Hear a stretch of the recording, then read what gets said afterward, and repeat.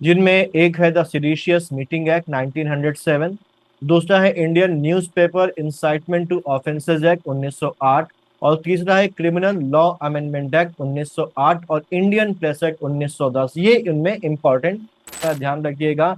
Home rule movement पहले किसने शुरू किया? तो वो शुरू किया एनी बेसेंट ने।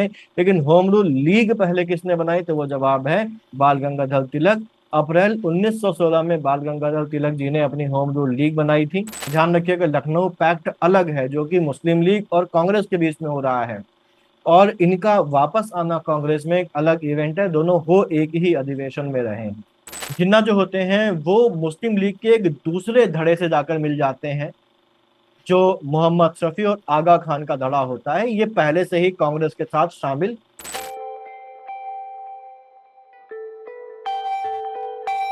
नमस्कार, यूपी बेस्ड पैनल्स के एक नए वीडियो में आपका स्वागत है। चाहे वो यूपीएससी का एग्जाम हो, चाहे यूपी पीसीएस का एग्जाम हो, या स्टेट लेवल का कोई भी एग्जाम, या जो अभी आने वाला है आरओ का एग्जाम, इनमें से कोई भी एग्जाम हो, जो मॉडर्न हिस्ट्री है उनके क्वेश्चंस का एक बहुत बड़ा प्रोपोर्शन इन सभी एग्जाम से पूछा जाता है। और क्वेश्चन भी इनमें अलग अलग वैरायटीज के आते हैं, और कुछ क्वेश्चंस ऐसे होते हैं जिनका जो संबंध होता है वो इवेंट्स की टाइमलाइन के साथ होता है। और मॉडर्न इंडियन हिस्ट्री में कुछ लोगों के लिए जो टाइम लाइन है उसको ध्यान में रखना एक बहुत बड़ी समस्या होता है। एक घटना का दूसरी घटना से क्या संबंध है, इसमें उनको बड़ा कंफ्यूजन रहता है। और इसमें किताबें और जो दूसरा एक ट्रेडिशनल सोर्स ऑफ स्टडी है उसका बहुत बड़ा कंट्रीब्यूशन है, क्योंकि उनमें भी चीजों को टाइम लाइन के हिसाब से नहीं बल्कि टॉपिक वाइज दिया रहता है। अब ये जो हिस्ट्री है ये एक ऐसा सब्जेक्ट है, इसमें एक समय में पैरेलल में कई सारे इवेंट्स एक साथ चल रहे होते हैं, और अक्सर हमको ये कंफ्यूज कर देते हैं। एग्जाम में जैसा मैंने बताया कि टाइमलाइन पर बेस कई सारे सवाल हर बार आते हैं, इसलिए टाइमलाइन समझना हमारे लिए जरूरी है। एक बार हम टाइमलाइन समझ लेते हैं तो हिस्ट्री के कई सारे इवेंट्स, उनका म्यूचुअल एक दूसरे के साथ क्या संबंध है वो हमको क्लियर हो जाता है, और हिस्ट्री भी हमको आसान लगने लगती है। ये जो सीरीज टाइमलाइन की हम लोग कर रहे हैं मॉडर्न हिस्ट्री के, इसमें 3 वीडियोज हो चुके हैं और ये चौथा वीडियो है। और इस सीरीज में हम लोग मॉडर्न हिस्ट्री को क्रोनोलॉजिकल ऑर्डर में कवर कर रहे हैं।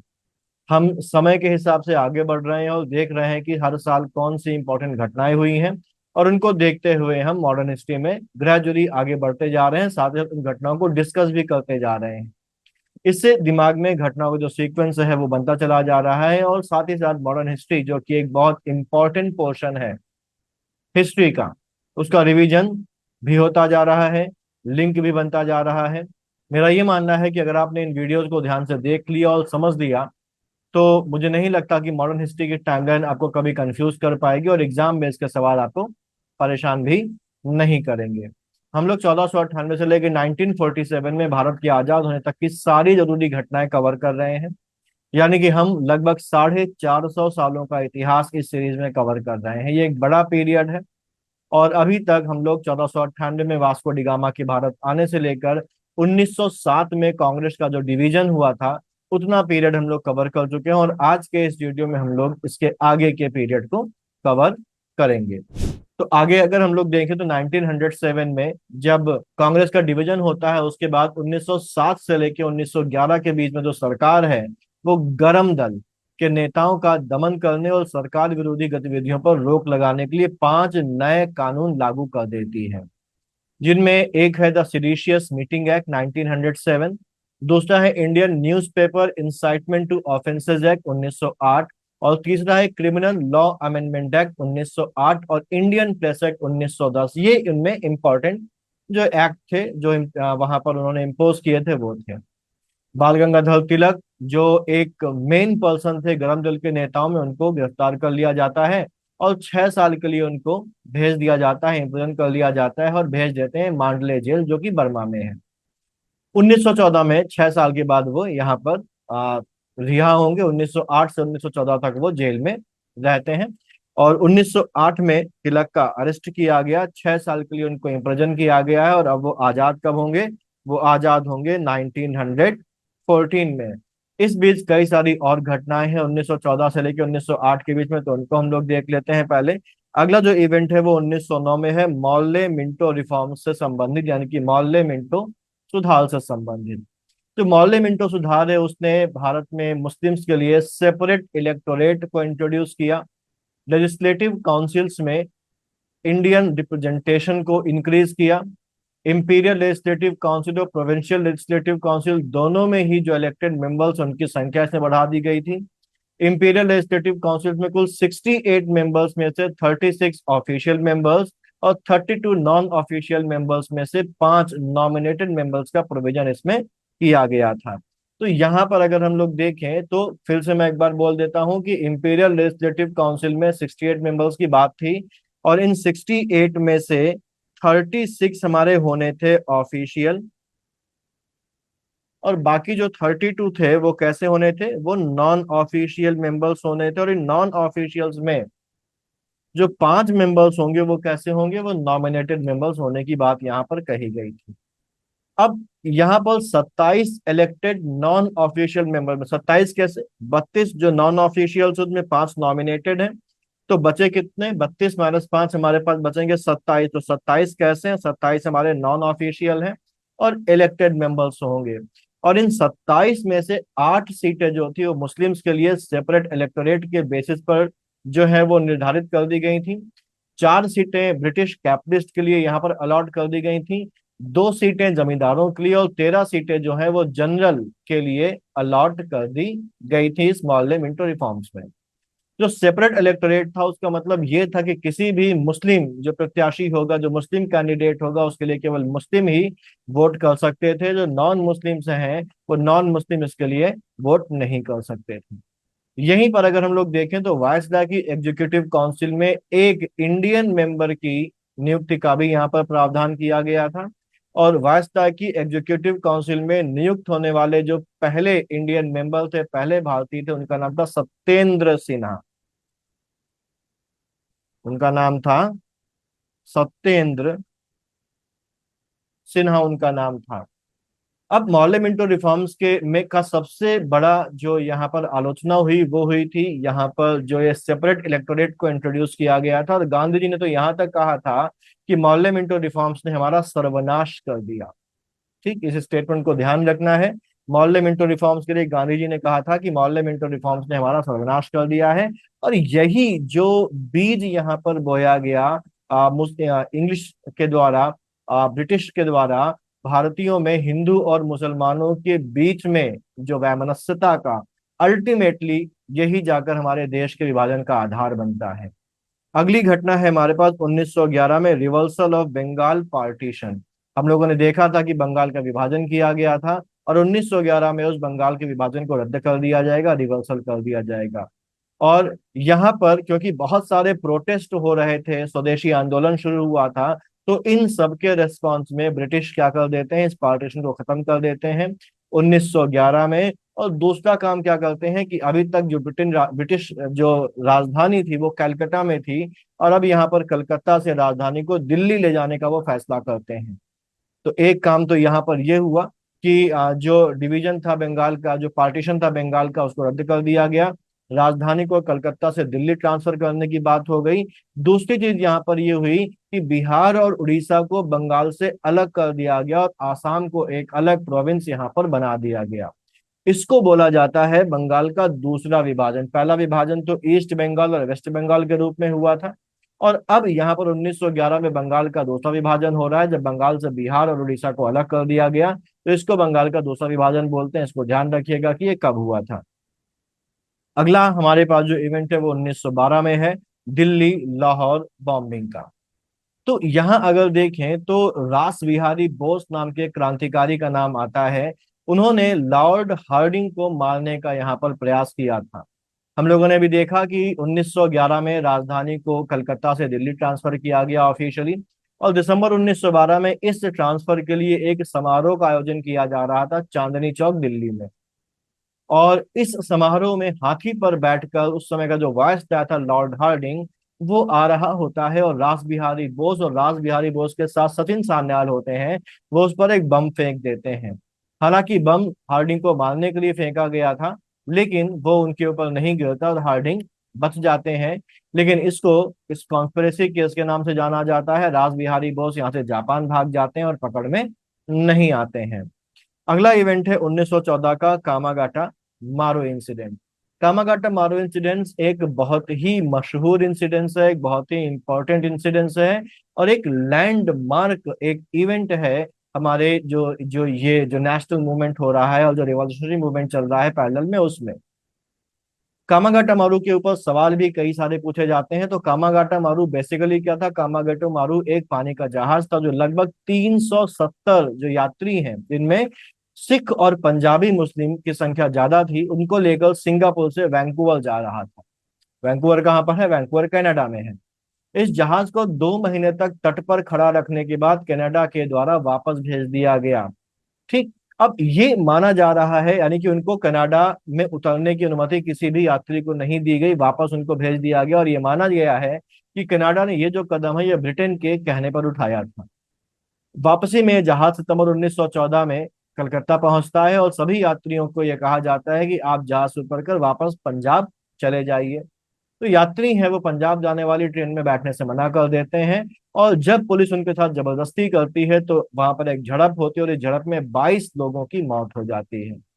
इस घटना से नाराज होकर जो गदर पार्टी है, वो गदर पार्टी भारत में अंग्रेजों के खिलाफ एक हिंसक आंदोलन, एक वायलेंट प्रोटेस्ट, एक वायलेंट मूवमेंट शुरू करने का निर्णय लेती है, और उसके लिए एक आदमी को भेजा जाता है, एक पर्सन को भेजा जाता है। उसका नाम आपको ध्यान रखना, उनका नाम है करतार सिंह सराभा।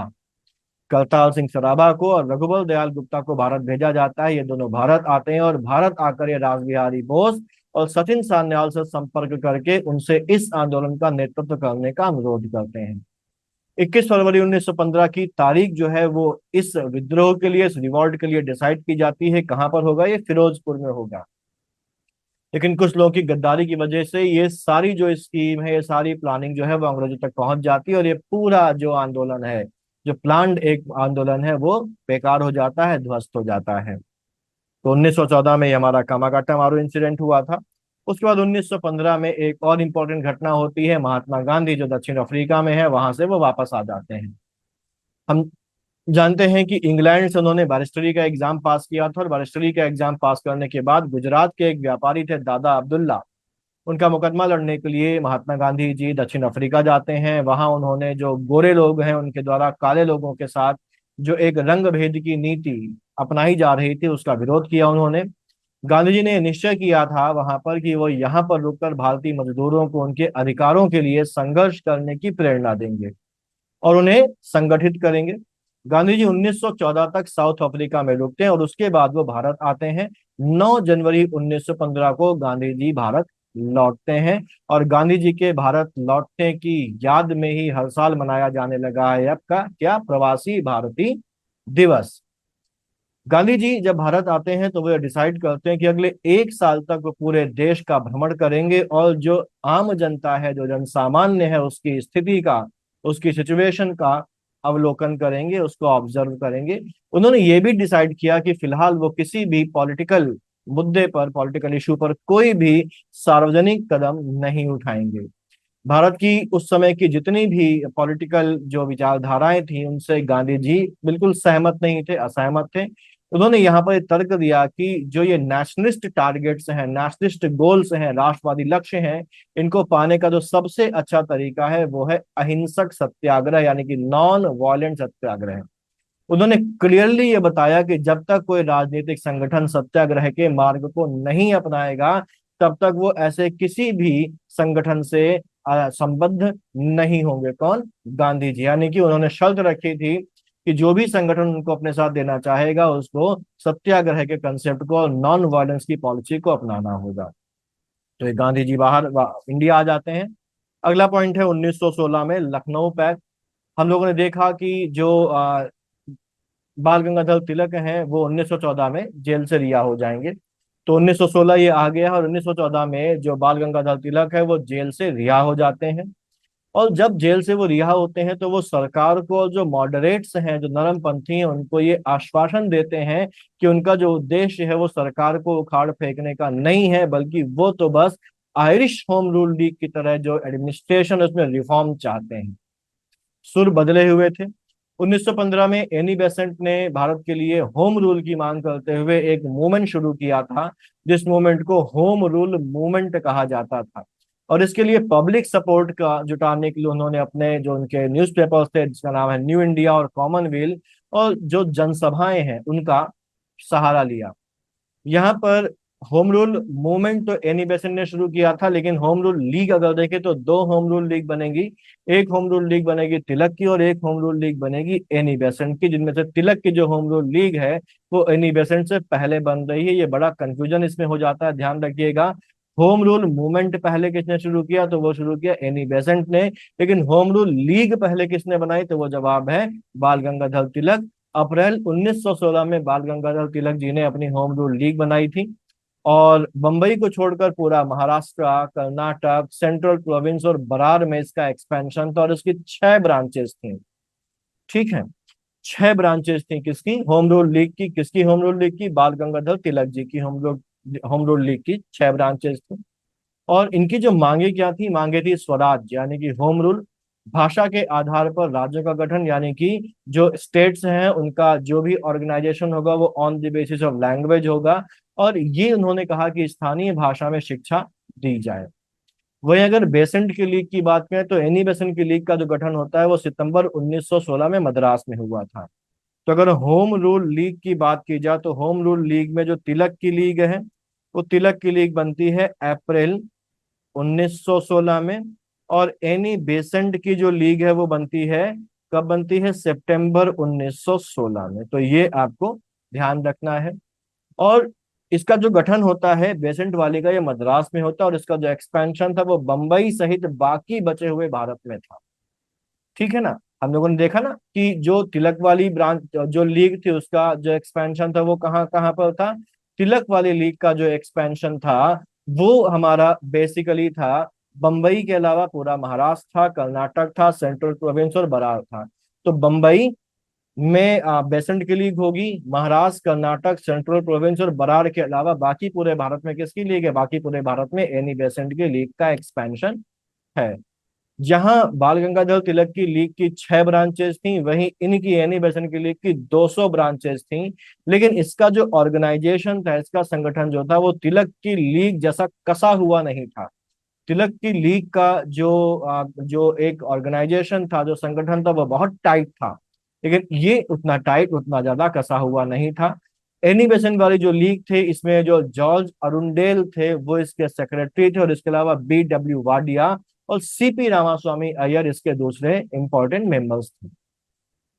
बाद में जो होम रूल मूवमेंट है, होम रूल लीग है, इन सब वगैरह में मोतीलाल नेहरू, जवाहरलाल नेहरू, भूला भाई देसाई, चित्तरंजन दास, मदन मोहन मालवीय, मोहम्मद अली जिन्ना, तेज बहादुर सप्रू और लाला लाजपत राय जो नेता हैं वो भी इसमें पार्टिसिपेट करना शुरू कर देते हैं होम रूल लीग में। ठीक। अब 1916 में होती है हमारे पास लखनऊ पैक्ट। तो यहाँ पर 20 में है होम रूल लीग मूवमेंट। 1916 में लखनऊ पैक्ट। लखनऊ पैक्ट जो है बेसिकली होता है लखनऊ अधिवेशन में। और कांग्रेस के जितने भी अधिवेशन होते हैं वो सब दिसंबर में होते हैं, तो ये दिसंबर 1916 है। और ये जो लखनऊ अधिवेशन है इसकी जो अध्यक्षता कर रहे हैं, लखनऊ अधिवेशन की अध्यक्षता करेंगे अंबिका चरण मजूमदार। अंबिका चरण मजूमदार इसकी अध्यक्षता करते हैं। इसमें दो इंपॉर्टेंट घटनाएं होती हैं। हम लोगों ने देखा था इसके पहले 1907 में सूरत का जो सेशन हुआ था उसमें जो उग्रपंथी यानी कि गरम दल के लोग थे और नरम दल में विभाजन हो गया था। और अब यहाँ पर 1907 के बाद 1916, 9 सालों के बाद कांग्रेस में जो गरम दल के लोग हैं, जो एक्सट्रीमिस्ट हैं, उनकी यहाँ पर वापसी होती है। तो पहली चीज तो यहाँ पर होती है गरम दल की वापसी। और दूसरी, अच्छा, ये जो गरम दल की वापसी होती है इसके अलावा एक काम और यहाँ पर होता है। इसके अलावा एक काम होता है जो लखनऊ पैक्ट यहाँ पर होता है। लखनऊ पैक्ट किसके बीच में होता है, लखनऊ पैक्ट होता है इंडियन नेशनल कांग्रेस और मुस्लिम लीग के बीच में। ध्यान रखिएगा लखनऊ पैक्ट अलग है जो कि मुस्लिम लीग और कांग्रेस के बीच में हो रहा है। और इनका वापस आना कांग्रेस में एक अलग इवेंट है, दोनों हो एक ही अधिवेशन में रहे हैं। ठीक है। तो यहां पर ध्यान रखें अगर, तो कांग्रेस और मुस्लिम लीग के बीच समझौता हुआ, इसको हम लखनऊ पैक्ट के नाम से जानते हैं। इस समझौते का जो मेन कोऑर्डिनेटर था वो जिन्ना और तिलक थे। इसको एक बार फिर से समझ लीजिए, गरम दल की जो वापसी करवाई, इस गरम दल की वापसी में कांग्रेस में जिन्होंने यहाँ पर मॉडरेटर की भूमिका निभाई वो थी एनी बेसेंट प्लस तिलक। और लखनऊ पैक्ट में जो मुस्लिम लीग और कांग्रेस के बीच में समझौता हुआ, इसके आर्किटेक्चर कौन थे? इसके आर्किटेक्ट थे हमारे जिन्ना प्लस तिलक। ठीक, ये जो समझौता है, इस समझौते में जो जिन्ना और तिलक थे उनका मानना था कि भारत में जो होम रूल है वो केवल हिंदू और मुस्लिमों की एकता से ही संभव है, दोनों को एक होना जरूरी है। इस समझौते में पहली बार कांग्रेस ने मुस्लिम लीग के सेपरेट इलेक्टोरेट की मांग को स्वीकार किया, जबकि अभी तक कांग्रेस इसका लगातार विरोध करती हुई चली आ रही थी। तो यहाँ से लीग और कांग्रेस में एक यूनानिमिटी हो जाती है, एक मतैक्य आ जाता है। ये जो मतैक्य है, ये जो यूनानिमिटी है दोनों में, वो 1916 से शुरू होती है और 1922 तक चलती है। और जब असहयोग आंदोलन होगा तो असहयोग आंदोलन के बाद जिन्ना फिर से यहाँ से, यानी कि जो मुस्लिम लोग है वो फिर से कांग्रेस से अलग हो जाएगी और एक अलग डायरेक्शन में वो चलना शुरू करेगी। इस लखनऊ अधिवेशन के दौरान ही महात्मा गांधी से एक व्यक्ति मिलते हैं जिनका नाम होता है राजकुमार शुक्ला। और राजकुमार शुक्ला जो है वो गांधी जी को चंपारण के किसानों की समस्याओं से अवगत कराते हैं। तो जो राजकुमार शुक्ला हैं वही गांधी जी को चंपारण के किसानों की समस्याओं के बारे में बताते हैं। और उनसे मुलाकात कब होती? मुलाकात इसी लखनऊ अधिवेशन के दौरान होती है। ये लखनऊ अधिवेशन जो है, इसी अधिवेशन में होम रूल लीग के जो नेता है उन्होंने भी अपनी जो पावर है उस पावर का यहाँ पर जो है प्रदर्शन किया था। और ट्रेनें भर भर के वो इस अधिवेशन में पहुंचे थे, पूरी पूरी ट्रेन बुक कराई गई थी होम रूल लीग के नेताओं के लिए। अब गांधी जी को चंपारण के बारे में जानकारी मिल गई है, तो अगला इवेंट हमारे पास है चंपारण सत्याग्रह। ये जो चंपारण सत्याग्रह है, ये गांधी जी का पहला मूवमेंट है। और ये मूवमेंट जो है वो किस खिलाफ है? ये इंडिगो फार्मर्स के खिलाफ है, यानी कि जो नील किसान है उनके शोषण के खिलाफ है। ये इनका पहला सिविल डिसोबीडियंस है, पहला सविनय अवज्ञा है भारत में। ये उनका पहला सविनय अवज्ञा है, पहला सिविल डिसोबीडियंस है। यहाँ पर बेसिकली अगर देखें तो अंग्रेज मालिकों से एक अनुबंध करते थे किसान, और यहाँ पर उनको अपनी जमीन के 3/20वें हिस्से में नील की खेती करनी कंपलसरी होती थी। और क्योंकि उनको अपनी जमीन के 3/20 हिस्से में नील की खेती करनी कंपलसरी होती थी, तो इस सिस्टम को तिनकठिया सिस्टम या तिनकठिया पद्धति के नाम से जाना जाता था।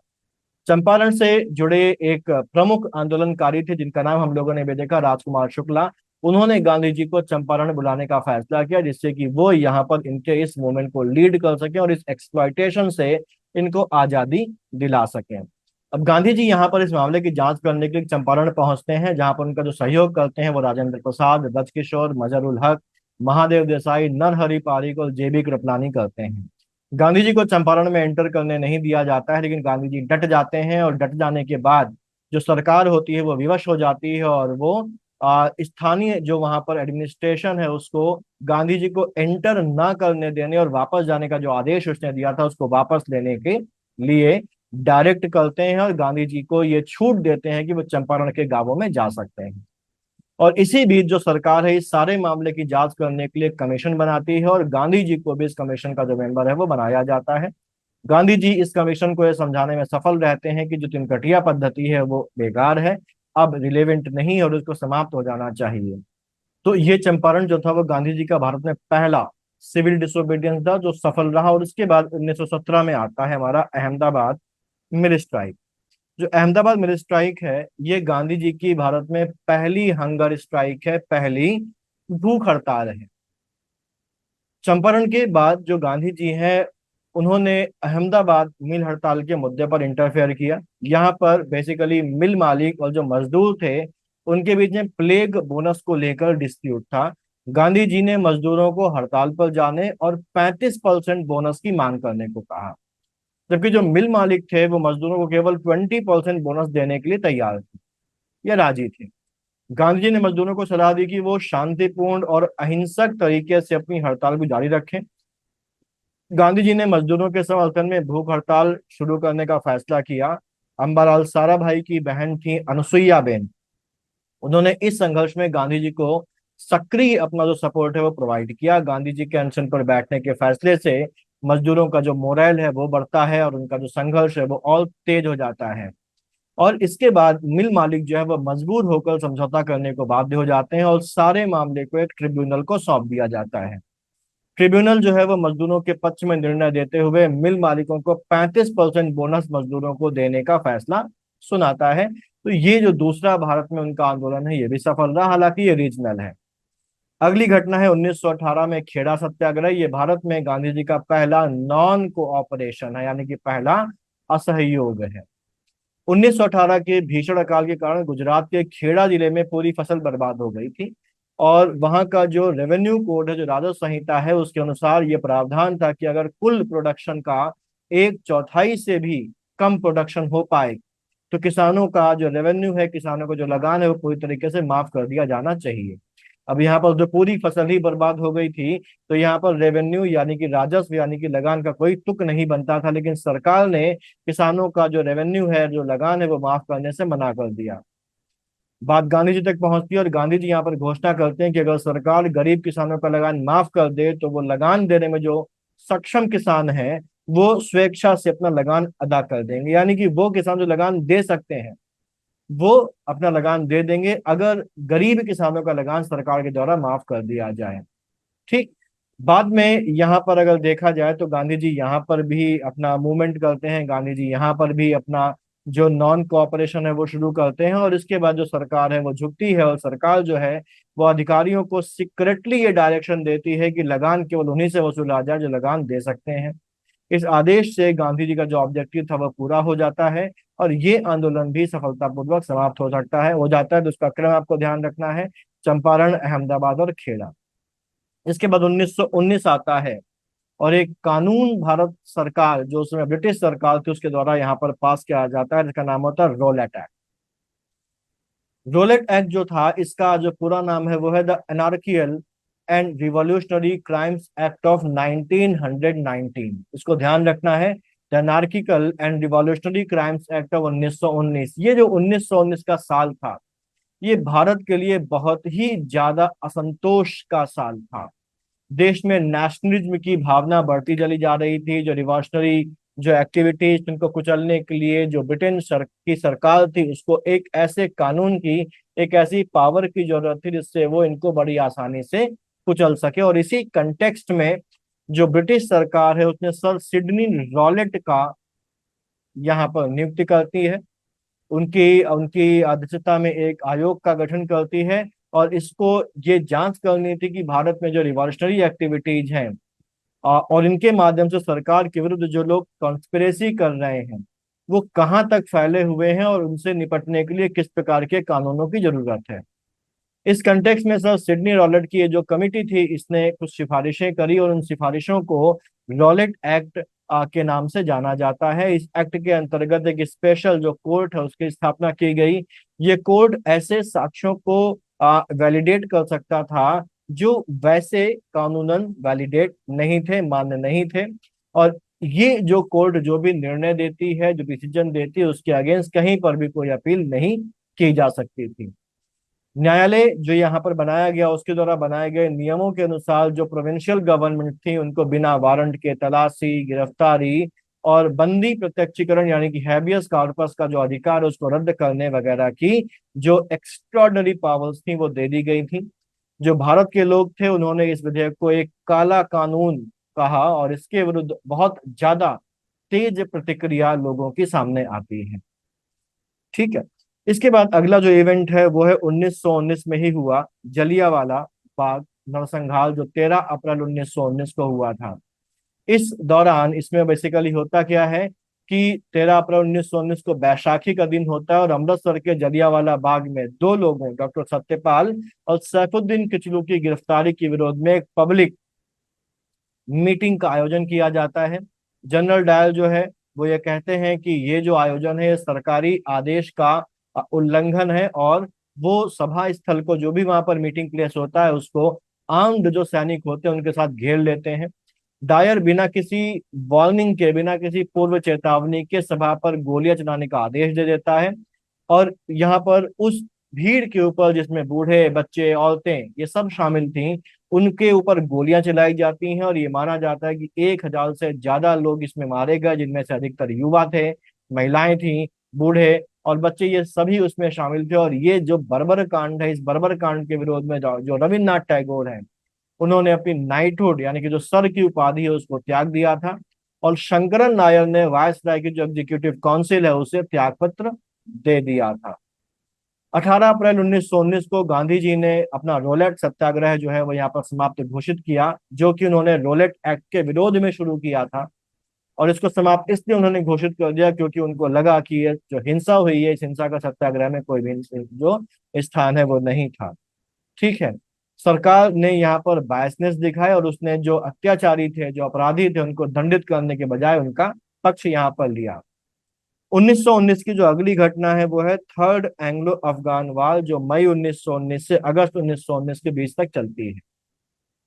ये जो तीसरा आंग्ल अफगान युद्ध है, ये शुरू होता है 6 मई 1919 से और चलता है अगस्त 1919 तक। ये जो युद्ध है ये ब्रिटिश भारत और अफगानिस्तान के बीच में हुआ था। प्रथम वर्ल्ड वार के बाद अफगानिस्तान का जो शासक था अमानुल्लाह खान, उसने अफगानिस्तान को पूरी तरीके से इंडिपेंडेंट डिक्लेयर करने की घोषणा की थी। और ब्रिटिश राज ने लंबे समय तक अफगानिस्तान को एक बफर स्टेट के रूप में इस्तेमाल किया था। अफगानिस्तान को रूस और ब्रिटेन के बीच एक ग्रेट गेम का जो सेंटर है वो माना जाता था। और इसी पर यहाँ पर ये जो थर्ड एंग्लो अफगान वार है वो यहाँ पर होती है।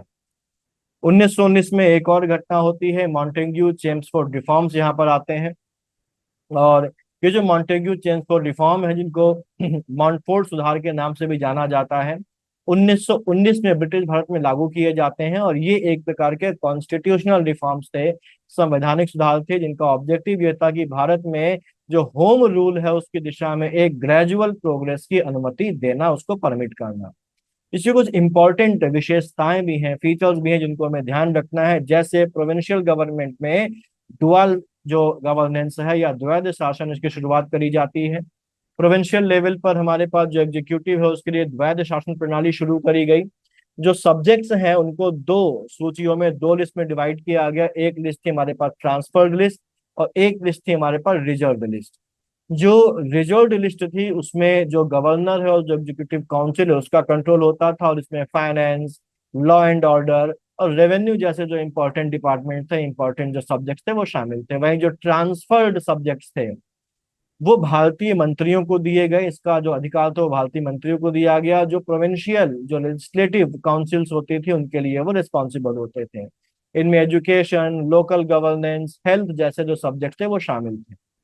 वहीं अगर हम सेंट्रल जो विधानमंडल है, केंद्रीय विधानमंडल है, उसकी बात अगर करें तो केंद्रीय व्यवस्थापिका को यहाँ पर दो सदनीय कर दिया गया, बाइकैमरल बना दिया जाता है। सेंट्रल लेजिस्लेटिव असेंबली और काउंसिल ऑफ स्टेट नाम के दो हाउसेस का यहाँ पर गठन किया जाता है। जो सेंट्रल लेजिस्लेटिव असेंबली है वो लोअर हाउस थी और जो स्टेट काउंसिल या काउंसिल ऑफ स्टेट था वो अपर हाउस था। काउंसिल ऑफ स्टेट का जो टेन्योर था वो 5 साल का था और केवल जो पुरुष होते थे, जो मेल होते थे, वही इसके सदस्य बन सकते थे। जबकि जो सेंट्रल लेजिस्लेटिव असेंबली थी इसका जो कार्यकाल होता था वो 3 साल का होता था। लेकिन गवर्नर जनरल की इच्छा पर इसको और आगे भी बढ़ाया जा सकता था। यहाँ पर जो मेंबर्स होते थे वो क्वेश्चंस पूछ सकते थे, सप्लीमेंट्रीज यहाँ पर वो प्रस्तुत कर सकते थे, एडजर्नमेंट मोशंस ला सकते थे और बजट को यहाँ पर अस्वीकार करने का अधिकार भी उनको दिया था। लेकिन अभी भी बजट का जो 75% हिस्सा था वो मेंबर्स की एसेंट के, मेंबर की कंसेंट या सहमति के बिना भी उसको पास किया जा सकता था। यहीं पर हमारे पास जो सांप्रदायिक प्रतिनिधित्व है उसको भी बढ़ाया जाता है। हम लोगों ने कुछ देर पहले देखा था कि जो मुसलमान है उनके लिए सेपरेट इलेक्टोरेट लेके आया गया था। लेकिन ये जो 1919 का मॉन्टेग्यू चेम्सफोर्ड रिफॉर्म है, इससे मुसलमानों के साथ साथ सिखों, एंग्लो इंडियन और यूरोपियंस के लिए भी सेपरेट इलेक्टोरेट बनाए गए। यहाँ एक चीज और होती है कि जो प्रोविंशियल स्टेट असेंबली जो काउंसिल्स हैं वहां पर इलेक्टेड जो इंडियन मेंबर्स हैं उनकी संख्या बढ़ा दी जाती है। तो ये मॉन्टेग्यू चेम्सफोर्ड रिफॉर्म था और उसके हम लोगों ने यहाँ पर पॉइंट देखे। अगला पॉइंट है 1920 से 1922 के बीच में हमारा खिलाफत और नॉन कोऑपरेशन मूवमेंट आता है। यहाँ पर 1920 से 1922 के बीच में हमारा खिलाफत और नॉन कोऑपरेशन मूवमेंट आता है, और उसके पहले अगर देखें तो टेम्पल एंट्री प्रोक्लेमेशन आती है, जो बेसिकली ब्रिटिशर्स के द्वारा इनकरेज करी जाती है त्रावणकोर जैसे राज्यों में कि वो जो लोअर कास्ट हैं उनके लिए भी मंदिरों को जो है वो खोल दे, उनको भी मंदिरों में आने की अनुमति दी जाए। अगला है हमारा खिलाफत नॉन कोऑपरेशन मूवमेंट। ठीक है, तो ये अगर हम लोग देखें तो एक चीज यहाँ पर ध्यान रखें, 1919 से लेके 1922 का जो पीरियड है, यहाँ पर अंग्रेजों के खिलाफ दो बहुत ही ज्यादा मजबूत जन आंदोलन शुरू होंगे, जिनमें से एक का नाम है खिलाफत और दूसरे का नाम है असहयोग आंदोलन। ये दोनों ही आंदोलन दो अलग अलग इश्यूज को लेकर शुरू किए जाते हैं, लेकिन दोनों ने ही जो कार्य प्रणाली है उसके रूप में अहिंसा को और असहयोग यानी कि नॉन वायलेंस और नॉन कोऑपरेशन को ही अपनाया। फर्स्ट वर्ल्ड वॉर के बाद बेसिकली क्या होता है कि जो तुर्की है उसके लिए अंग्रेजों के रवैये से जो भारतीय मुसलमान और दुनिया भर के जो मुसलमान हैं वो भी वहां पर बहुत ही ज्यादा उत्तेजित हो जाते हैं। पूरा मुस्लिम जगत जो है वो तुर्की के खलीफा को अपना धार्मिक प्रमुख मानता था। अब हुआ क्या यहाँ पर कि युद्ध जब समाप्त होता है तो जो ब्रिटेन है वो तुर्की के खिलाफ बहुत ही ज्यादा कठोर एक्शंस लेता है। तुर्की को डिवाइड कर दिया जाता है और खलीफा जिसको सभी मुस्लिम अपना धर्म गुरु मानते हैं उनको उनके पद से हटा दिया जाता है, और इसका हर जगह विरोध होता है। भारत में भी जो मुस्लिम्स हैं वो ब्रिटेन के इस कदम की बहुत आलोचना करते हैं और अंग्रेजों के सामने कुछ मांगे प्रस्तुत करते हैं। जैसे जैसे ये कहा जाता है कि मुसलमानों के जो सैक्रेड प्लेसेज हैं, जो धार्मिक स्थल हैं, उन पर खलीफा का जो कंट्रोल है वो वहां पर दोबारा से एस्टैब्लिश किया जाए। खलीफा को जो जो उसके अंडर स्टेट्स होती थी, जो टेरिटरीज होती थी, वो उसको दी जाए वापस से, और उनका जो टेरिटोरियल अरेंजमेंट है वो दोबारा से ठीक तरीके से किया जाए। 1919 की शुरुआत में जो मोहम्मद अली और जो शौकत अली हैं, मौलाना आजाद, अजमल खान और हसरत मोहानी जो है, इनकी लीडरशिप में खिलाफत कमेटी का गठन किया जाता है। इंपॉर्टेंट चीज है, खिलाफत कमेटी का गठन किसके अध्यक्ष किसके उसमें किया जाता है लीडरशिप में, तो यहाँ पर कई सारे नाम है, मोहम्मद अली, शौकत अली यानी कि जो अली बदल से हैं वो, मौलाना आजाद, अजमल खान और हसरत मोहानी। जहां पर लीड कर रहे हैं कौन, अली ब्रदर्स लीड कर रहे हैं।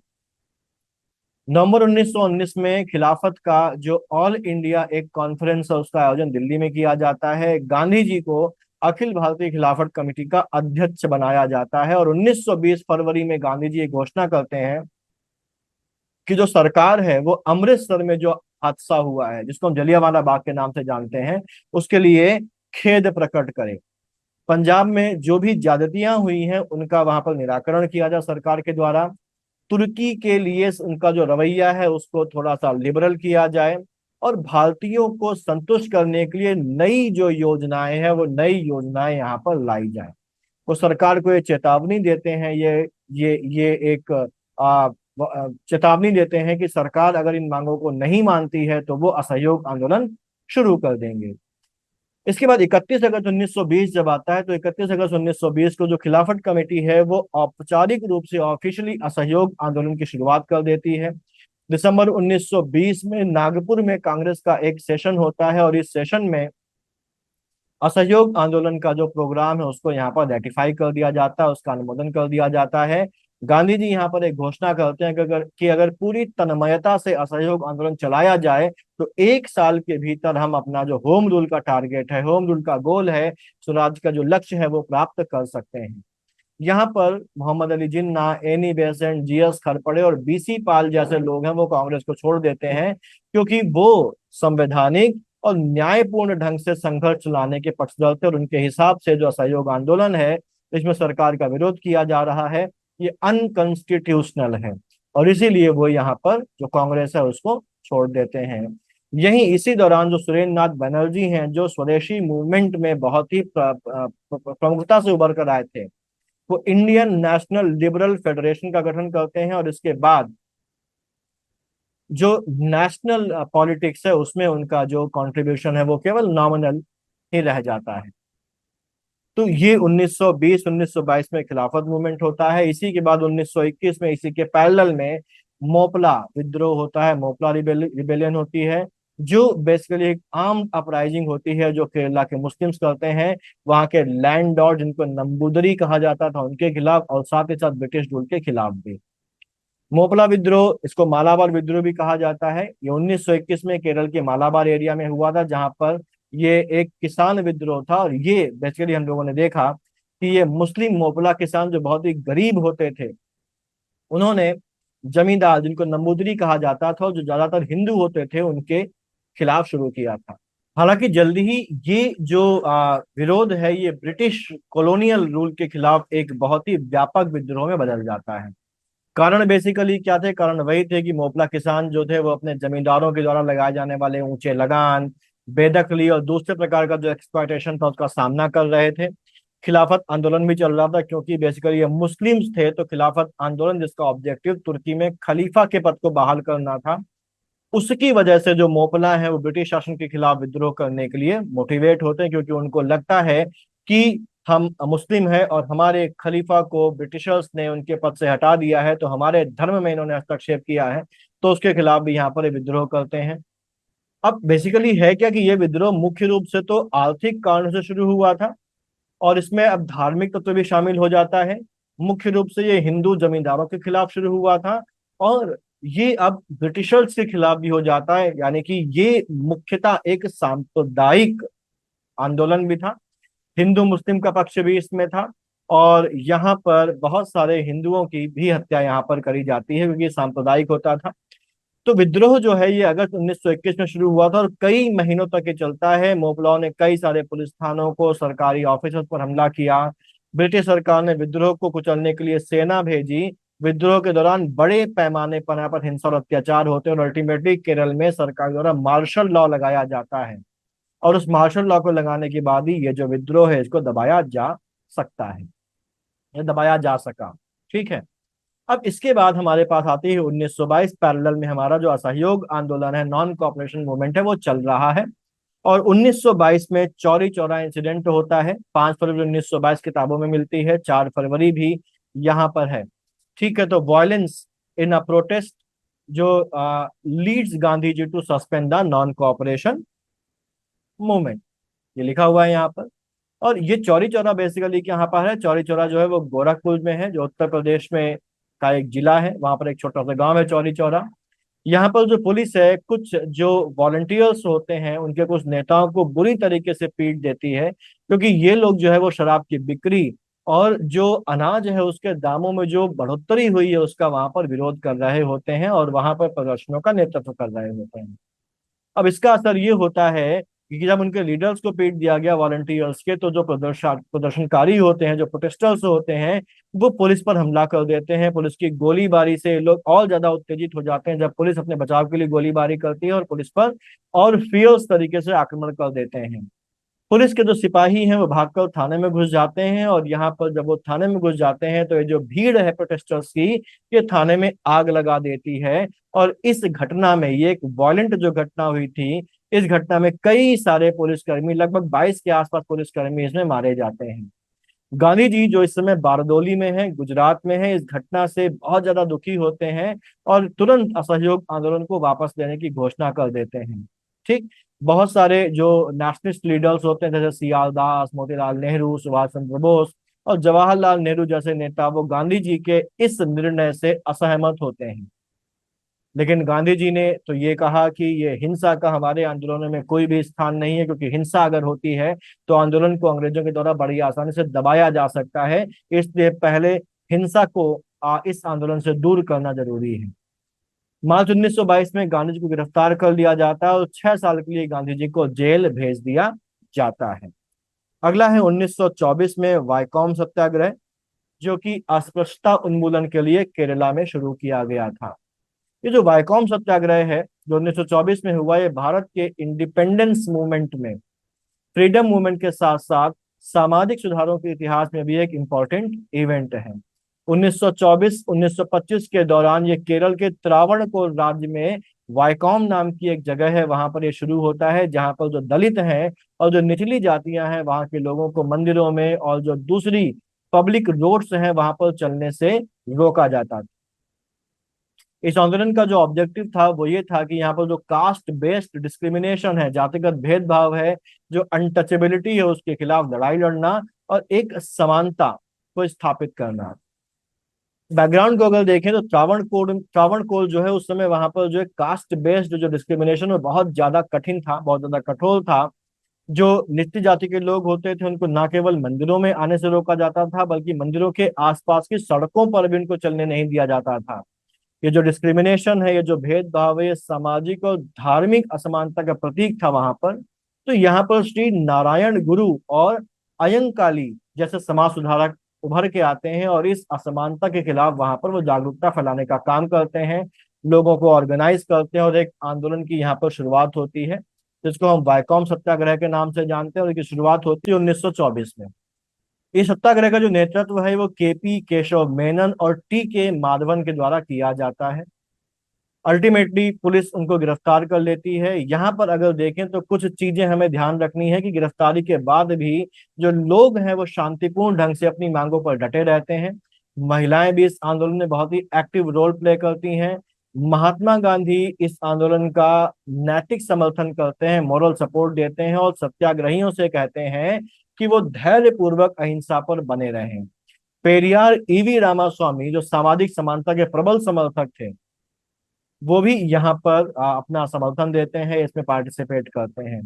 अल्टीमेटली क्या किया जाता है, अल्टीमेटली यहाँ पर जो चीजें हैं उनको दूर किया जाता है, मंदिरों में जाने के अधिकार और सारी जो डिसेबिलिटीज हैं उन मैक्सिमम डिसेबिलिटीज को वहां पर दूर कर दिया जाता है। अगला इवेंट है हमारा 1924 में एक रिवॉल्यूशनरी ऑर्गेनाइजेशन बनती है, इसका नाम है HRA। ठीक, HRA की स्थापना जो है वो अक्टूबर 1924 में कानपुर में की जाती है, और राम प्रसाद बिस्मिल, योगेश चंद चटर्जी और सचिन सान्याल के द्वारा। सचिन सान्याल का पूरा नाम है सचिंद्र नाथ सान्याल। और भी कई सारे क्रांतिकारी हैं जिनके सहयोग से इसकी स्थापना की जाती है। पूरा नाम है हिंदुस्तान रिपब्लिकन एसोसिएशन। ये जो हिंदुस्तान रिपब्लिकन एसोसिएशन, इसका ऑब्जेक्टिव होता है कि एक आर्म्ड रिवॉल्यूशन की जाए और उस आर्म्ड रिवॉल्यूशन के माध्यम से ये जो कॉलोनियल रूल है इसको उखाड़ फेंका जाए और यूनाइटेड स्टेट्स ऑफ इंडिया की स्थापना की जाए। यूनाइटेड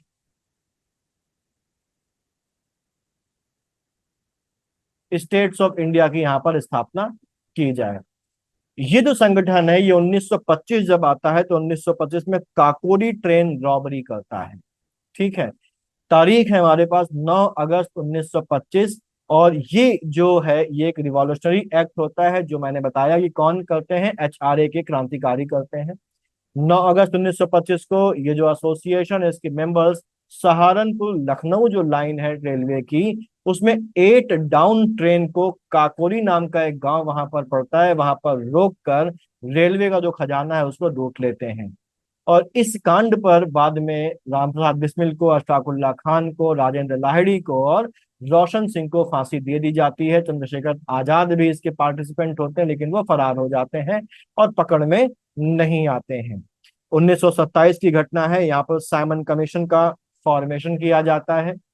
और 1919 में बेसिकली क्या है, भारत सरकार अधिनियम को पारित करते समय ब्रिटिश सरकार ने ये घोषणा की थी कि 10 सालों के बाद इन सुधारों की स्क्रूटनी करी जाएगी।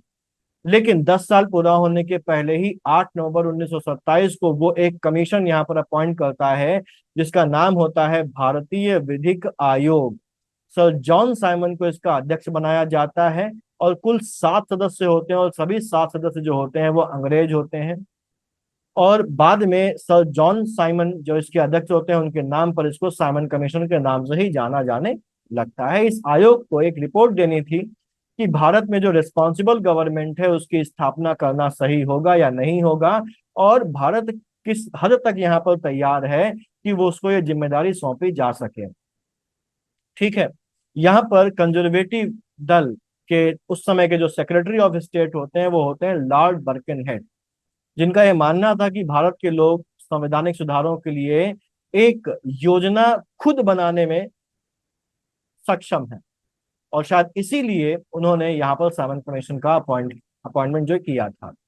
भारतीय जो लोग थे उन्होंने इसका विरोध किया, और विरोध करने का सबसे इंपॉर्टेंट कारण ये था कि हमारे ऊपर हमारे लिए निर्णय करने आप आ रहे हैं और हम में से किसी को भी आपने मेंबर नहीं बनाया, और सभी सदस्य जो है वो अंग्रेज हैं, तो किसी भी भारतीय को कमीशन का सदस्य नहीं बनाया गया है। और भारत में स्वशासन का जो निर्णय है वो भारतीयों के हाथों में न सौंप कर अंग्रेजों के द्वारा, विदेशियों के द्वारा किया जाएगा, ये भारतीयों के लिए सबसे जो बड़ी आपत्ति वाली बात थी। भारतीय ये समझते थे कि भारत का जो संविधान है वो भारतीयों को ही बनाना चाहिए, इसलिए कमीशन में किसी भी इंडियन मेंबर के ना होने की वजह से वो ये नाराज हो जाते हैं और ये अनुमान लगाते हैं कि अंग्रेज जो है वो भारतीयों को इस लायक ही नहीं समझ रहे हैं कि उनको होम रूल दिया जाए या वो अपने लिए कोई निर्णय ले सके। तो गठन तो, फॉर्मेशन तो यहाँ पर हो जाता है, लेकिन भारत जब आता है साइमन कमीशन, तो वो कब आता है? तो साइमन कमीशन भारत आता है 1928 में, और मुंबई की धरती पर वो कदम रखता है 3 फरवरी 1928 को। 3 फरवरी 1928 को साइमन कमीशन बंबई पहुंचता है। जहां कहीं भी साइमन कमीशन जाता है उसका जो स्वागत है वो काले झंडों से किया जाता है, और उसको देखकर साइमन गो बैक के नारे लगाए जाते हैं। और साइमन कमीशन के विरोध में किए जाने वाले इन्हीं प्रदर्शनों के दौरान एक लाठीचार्ज में लाला लाजपत राय के ऊपर लाठीचार्ज होता है, उनके सर पर लाठी मारी जाती है, जिस पर लगने वाली चोटों की वजह से लाला लाजपत राय की कुछ दिनों में मौत हो जाती है। खैर, साइमन कमीशन 1927 में आया, और उसके बाद अगला जो मेन इवेंट हमारे पास है वो है नेहरू रिपोर्ट 1928 में। ये जो नेहरू रिपोर्ट है, ये नेहरू रिपोर्ट अगस्त 1928 में मोतीलाल नेहरू के द्वारा यहाँ पर लाई गई थी। अगर हम इसको देखें तो 1928 में जो इंडिया सेक्रेटरी थे वो लॉर्ड बर्किनहेड थे। उन्होंने भारतीयों को एक चैलेंज दिया कि वो एक ऐसा संविधान बनाकर दिखाएं जो सभी गुटों को, सभी दलों को मान्य हो। इस चुनौती को स्वीकार कर लिया जाता है, और फरवरी और मई 1928 में दिल्ली और पुणे में अलग अलग विचारधाराओं के जो नेता होते हैं उनका एक सर्वदलीय सम्मेलन बुलाया जाता है। भारतीय संविधान का एक ड्राफ्ट तैयार करने के लिए मोतीलाल नेहरू की अध्यक्षता में एक सब कमेटी बनाई जाती है। अली इमाम, Subhash Chandra Bose, MS any, Mangal Singh, Shoaib Qureshi, GI प्रधान, तेज बहादुर सप्रू जो है वो इस सब कमेटी के दूसरे मेंबर्स होते हैं। अगस्त 1928 में यह सब कमेटी अपनी रिपोर्ट पेश करती है, और इसी रिपोर्ट को हम नेहरू रिपोर्ट के नाम से जानते हैं, क्योंकि इस सब कमेटी का जो हेड था वो कौन थे? इस सब कमेटी के हेड थे मोतीलाल नेहरू। इस रिपोर्ट की सभी रिकमेंडेशंस को एक मत से स्वीकार कर लिया जाता है भारत के सभी, लगभग सभी दलों के द्वारा। रिपोर्ट में यह कहा जाता है कि भारत को डोमिनियन स्टेटस का दर्जा दिया जाए, लेकिन जो राष्ट्रवादियों का एक ग्रुप होता है वो डोमिनियन स्टेटस के स्थान पर पूर्ण स्वतंत्रता का समर्थन कर रहा होता है। लखनऊ में डॉक्टर अंसारी की अध्यक्षता में एक बार फिर से सर्वदलीय सम्मेलन बुलाया जाता है, जिसमें नेहरू रिपोर्ट को एक्सेप्ट कर लिया जाता है। नेहरू रिपोर्ट की अगर हम इंपॉर्टेंट रिकमेंडेशंस को देखें तो यहाँ पर पहली चीज जो है वो ये है कि भारत को पूर्ण औपनिवेशिक स्वराज्य का दर्जा मिले। उसका जो स्थान है वो ब्रिटिश शासन के अधीन जो दूसरी कॉलोनीज है उनके समान ही रखा जाए। सेपरेट इलेक्टोरेट को खत्म कर दिया जाए, और इसके स्थान पर ज्वाइंट इलेक्टोरेट का सिस्टम जो है वो शुरू किया जाए।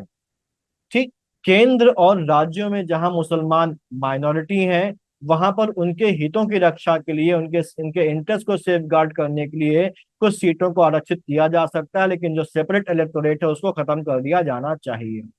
लिंग्विस्टिक बेसिस पर, भाषाई आधार पर प्रांतों का गठन किया जाए। महिलाओं को समान अधिकार दिया जाए। यूनियन यानी कि संघ बनाने का अधिकार दिया जाए। यूनिवर्सल एडल्ट सफरेज यानी कि सार्वभौमिक वयस्क मताधिकार का पालन किया जाए। और इसके सहित 19 फंडामेंटल राइट्स का प्रोविजन भी इसमें किया गया था। कितने फंडामेंटल राइट्स है ध्यान रखने, 19 फंडामेंटल राइट्स का प्रोविजन यहाँ पर किया गया था। साथ ही साथ यहाँ पर यह बात भी थी कि केंद्र में और राज्यों में रेस्पॉन्सिबल गवर्नमेंट की स्थापना की जाने से संबंधित प्रावधान किया जाए। मुसलमानों के धार्मिक और सांस्कृतिक जो इंटरेस्ट है उनको पूरा संरक्षण दिया जाए। एक धर्मनिरपेक्ष राज्य की स्थापना की जाए, और राजनीति से धर्म को अलग किया जाए। कार्यपालिका यानी कि एग्जीक्यूटिव को लेजिस्लेचर के लिए रेस्पॉन्सिबल बनाया जाए।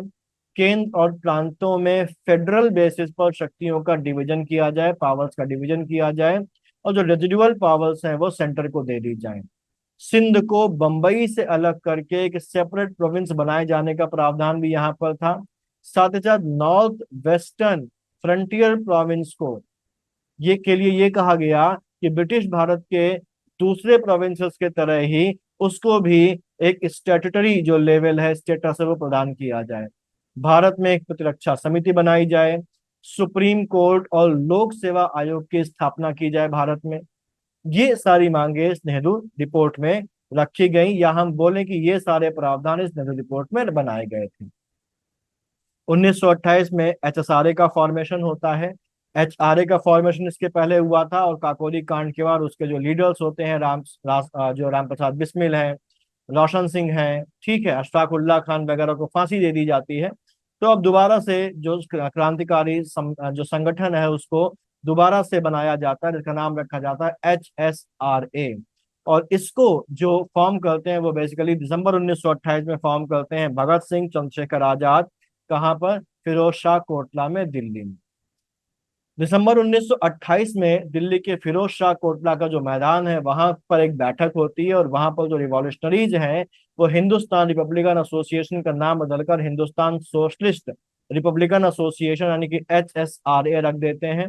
यहाँ पर भगत सिंह, चंद्रशेखर आजाद के अलावा जो इम्पोर्टेंट और क्रांतिकारी हैं वो है शिव वर्मा, जयदेव कपूर, विजय कुमार सिन्हा, सुखदेव, भगवती चरण बोहरा वगैरह वगैरह।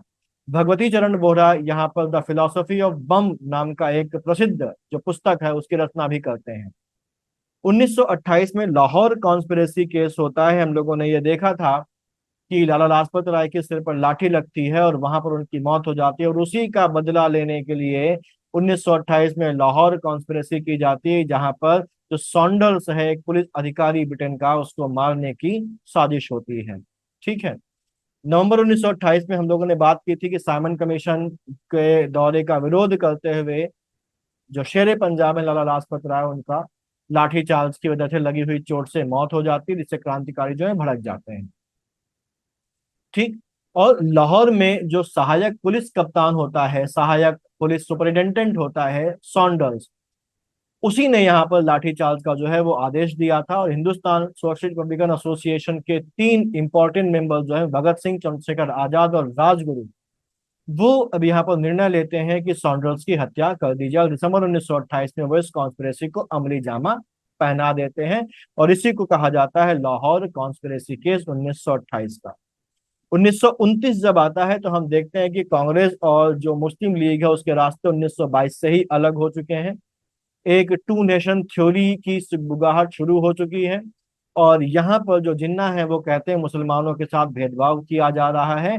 और जिन्ना अब 1929 में 14 मांगे यहाँ पर रखते हैं, जिनको हम 14 पॉइंट्स ऑफ जिन्ना के नाम से जानते हैं। ठीक।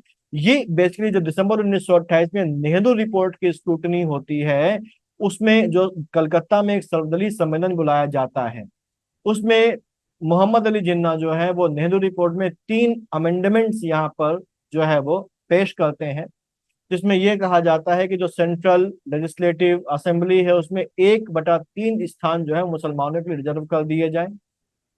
वयस्क मताधिकार की व्यवस्था जब तक नहीं हो जाती तब तक पंजाब और बंगाल के जो विधानमंडल है उनमें जनसंख्या के अनुपात में मुसलमानों के लिए सीटें रिजर्व कर दी जाए।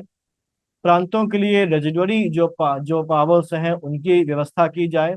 जिन्ना के ये प्रस्ताव यहाँ पर ठुकरा दिए जाते हैं, इससे जिन्ना नाराज हो जाते हैं, और मुस्लिम लीग जो है वो इस सर्वदलीय सम्मेलन से अलग हो जाती है। जिन्ना जो होते हैं वो मुस्लिम लीग के एक दूसरे धड़े से जाकर मिल जाते हैं, जो मोहम्मद शफी और आगा खान का धड़ा होता है। ये पहले से ही कांग्रेस के साथ शामिल नहीं होना चाहते थे, और ये कट्टरपंथी धड़ा होता है, फंडामेंटलिस्ट होते हैं। और अब जिन्ना यहाँ से अलग होकर मोहम्मद शफी और आगा खान के इस धड़े से मिल जाते हैं। मार्च 1929 में जिन्ना अलग से 14 सूत्री मांगे पेश करते हैं। 14 सूत्री मांगे क्या है, ये इंपॉर्टेंट है। ये कहते हैं कि संविधान का जो भावी स्वरूप है वो फेडरल होना चाहिए, और प्रांतों को रेजिडरी जो पावर्स हैं वो दी जाएं। देश के सभी विधानमंडलों में और सभी प्रांतों की जो दूसरी निर्वाचित संस्थाएं हैं उनमें जो अल्पसंख्यक है उनको प्रॉपर और इफेक्टिव कंट्रोल दिया जाए। सभी प्रोविंसेस को समान ऑटोनॉमी दी जाए। सांप्रदायिक समूहों का यानी कि जो जो सांप्रदायिक समूह है उनका जो निर्वाचन है वो पृथक निर्वाचन पद्धति से यानी कि सेपरेट इलेक्टोरेट से किया जाए। सेंट्रल लेजिस्लेशन में केंद्रीय विधानमंडल में मुसलमानों के लिए 1/3 सीट रिजर्व कर दी जाए। सभी संप्रदायों को धर्म की, पूजा की, उपासना की, विश्वास की, अपने धर्म के प्रचार की और धार्मिक शिक्षा की पूरी इंडिपेंडेंस, पूरी लिबर्टी जो है वो प्रदान की जाए। भविष्य में जब भी किसी प्रदेश का गठन किया जाए या विभाजन किया जाए, तो उसमें यह ध्यान रखा जाए कि बंगाल, पंजाब और नॉर्थ वेस्टर्न फ्रंटियर प्रोविंस का कोई भी उसमें डिस्टरबेंस ना आने पाए। सिंध को बंबई से अलग करके एक नया प्रोविंस बनाया जाए। साथ ही साथ किसी भी जो निर्वाचित निकाय है और जो विधानमंडल है, उसमें किसी भी संप्रदाय से संबंधित कोई भी विधेयक तभी पारित किया जाएगा जब उस संप्रदाय के 3/4 सदस्य उसका समर्थन करें। यानी कि अगर किसी विधानमंडल में मुस्लिमों से संबंधित कोई विधेयक पारित किया जा रहा है, तो ये नियम यहाँ पर बना दिया जाए कि जब तक 3/4 मुस्लिम सदस्य उसका समर्थन ना करें, तब तक वो पारित ना हो पाए, भले ही पूरा विधानमंडल उसका समर्थन क्यों ना कर रहा हो। इसके अलावा सभी सरकारी सेवाओं में योग्यता के आधार पर मुसलमानों को प्रॉपर अपॉर्चुनिटीज दी जाएं। दूसरे प्रोविंसेस की तरह बलूचिस्तान और नॉर्थ वेस्टर्न फ्रंटियर प्रोविंस में भी जो रिफॉर्म प्रोग्राम है उनको शुरू किया जाए। सभी प्रांतीय विधानमंडलों में 1/3 जो सीट्स हैं वो मुसलमानों को दी जाए। संविधान में मुस्लिम धर्म, मुस्लिम संस्कृति, मुस्लिम भाषा, मुस्लिम पर्सनल लॉ और मुस्लिम जो रिलीजियस जो ऑर्गेनाइजेशंस हैं उनके संरक्षण के लिए, उनको अनुदान देने के लिए, उनको ग्रांट्स वगैरह देने के लिए आवश्यक प्रावधान भी किए जाएं। और केंद्रीय विधानमंडल के द्वारा भारतीय संघ यानी कि इंडियन यूनियन के सभी स्टेट्स की सहमति के बिना कोई भी संवैधानिक संशोधन ना किया जाए। यानी कि संविधान जो भी बने उसमें तभी संशोधन किया जाए जब सभी राज्यों की सहमति हो। ये उनकी 14 सूत्री मांगे थी।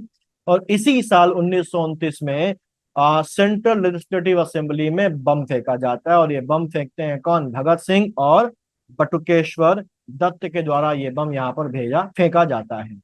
ब्रिटिश सरकार जो है वो भारतीयों, खासतौर से अगर देखें तो मजदूरों के फंडामेंटल राइट्स पर प्रतिबंध लगाने के ऑब्जेक्टिव से एक बिल ला रही थी जिसका नाम था ट्रेड डिस्प्यूट बिल, और एक बिल और ला रही थी जिसका नाम था पब्लिक सेफ्टी बिल, और उसको पास करने की योजना यहाँ पर बनाई जा रही थी। इसके खिलाफ, इसका इसका विरोध करने के लिए, इसके खिलाफ विरोध दिखाने के लिए भगत सिंह और जो बटुकेश्वर दत्त हैं वो केंद्रीय विधानसभा में बम फेंकने का निर्णय लेते हैं। और 8 अप्रैल 1929 को 8 अप्रैल 1929 को भगत सिंह और बटुकेश्वर दत्त जो है वो केंद्रीय विधानसभा सेंट्रल लेजिस्लेटिव असेंबली के जो हॉल है वहां पर खाली बेंचों में इस बम को फेंकते हैं और इंकलाब जिंदाबाद के नारे लगाते हुए खुद को गिरफ्तार करवा देते हैं। इसके बाद जो सरकार है वो एक अभियान चलाती है और लगभग सभी जो प्रमुख क्रांतिकारी उनको पकड़ लिया जाता है। चंद्रशेखर आजाद अभी भी उनके हाथ नहीं आते हैं। भगत सिंह, सुखदेव और राजगुरु को पकड़ा तो इस मामले में जाता है, लेकिन उन पर मुकदमा चलाया जाता है लाहौर कॉन्स्पिरेसी के, जहां पर सॉन्डर्स का मर्डर हुआ था उसके उसके बाद अगला हमारे पास इसी साल होता है पूर्ण स्वराज डिक्लेरेशन। पूर्ण स्वराज डिक्लेरेशन यानी कि पूर्ण स्वराज की घोषणा की जाती है। दिसंबर 1929 में भारतीय जो नेशनल कांग्रेस है उसका जो सेशन है वो लाहौर में आयोजित होता है, और इस सेशन में कांग्रेस के पूर्ण स्वराज को जो मांग हो रही लगातार, उसको कांग्रेस के द्वारा अपना मेन जो गोल है, मुख्य लक्ष्य है, वो घोषित कर दिया जाता है। एक इंपॉर्टेंट चेंज है। जवाहरलाल नेहरू इसके अध्यक्ष चुने गए थे इस अधिवेशन के, और लाहौर अधिवेशन में जो प्रस्ताव पास किया गया तो उसकी जो प्रमुख मांगे थी वो ये थी कि जो राउंड टेबल कॉन्फ्रेंस का जो प्लान बन रहा है उसका बहिष्कार किया जाएगा। कांग्रेस की जो मुख्य मांग होगी वो अब जो होगी वो पूर्ण स्वराज की होगी, होम रूल की नहीं होगी, पूर्ण स्वराज की होगी। और कांग्रेस कार्य समिति को अब सविनय अवज्ञा आंदोलन को शुरू करने की रिस्पॉन्सिबिलिटी सौंप दी जाती है। सभी कांग्रेस सदस्यों को भविष्य में काउंसिल के चुनावों में भाग न लेने और काउंसिल के जो मौजूदा मेंबर्स हैं उनको अपने पदों से रिजाइन करने का आदेश यहाँ पर दे दिया जाता है। 26 जनवरी 1930 का दिन डिसाइड किया जाता है कि इस दिन को हम भारत में अपना पहला इंडिपेंडेंस डे मनाएंगे। 31 दिसंबर 1929 को इसी की याद में रावी नदी के तट पर तिरंगा झंडा जो है वो फहरा दिया जाता है। तो ये एक इंपॉर्टेंट घटना है। और हम लोगों ने अभी देखा कि 26 जनवरी 1930 को पहला स्वतंत्रता दिवस मनाने का निश्चय लिया किया जाता है। हालांकि आगे चलकर इसके ठीक 17 सालों के बाद भारत आजाद होता है और भारत का स्वतंत्रता दिवस जो होता है वो 15 अगस्त को मनाया जाने लगता है। लेकिन इस 26 जनवरी की तारीख को याद करने के लिए हम हमेशा मनाते हैं अपना गणतंत्र दिवस। और इसी को याद करने के लिए, इसी की स्मृति में हमारे संविधान को जो लागू किया जाता है वो 26 जनवरी को लागू किया जाता है। और ये ही तारीख है जिस तारीख को हम अपना गणतंत्र दिवस जो है वो मनाते आ रहे हैं। तो आज हम टाइमलाइन में यहीं तक रखते हैं। अगला जो टाइमलाइन का वीडियो होगा उसमें मॉडर्न हिस्ट्री की पूरी टाइमलाइन खत्म कर देंगे हम लोग और पहुंच जाएंगे अपने आजादी तक, 15 अगस्त 1947 तक। तो इसको इतना रखते हैं, मिलते हैं अगले वीडियो में। तब तक पढ़ते रहिए, आगे बढ़ते रहिए। All the best.